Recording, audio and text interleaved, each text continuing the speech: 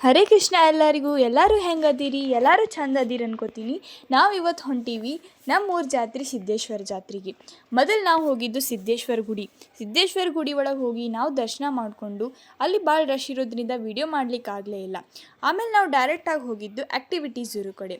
ಇಲ್ಲಿ ನೋಡಿದರೆ ನಮ್ಗೆ ಮಸ್ತ್ ಆ್ಯಕ್ಟಿವಿಟೀಸ್ ಎಲ್ಲ ಬಂದಿದ್ದು ರೀ, ಮಸ್ತ್ ಆಟ ಆಡ್ಲಿಕ್ಕೆ ಬಂದಿದ್ದು. ಆಮೇಲೆ ನಾವು ಫಸ್ಟ್ ಕೂತಿದ್ದು ಡ್ರ್ಯಾಗನ್ ಬೋಟ್ ಒಳಗೆ ಕೂತು ನಮಗಂತೂ ಫುಲ್ ಮಜಾ ಬಂತು ನೋಡ್ರಿ.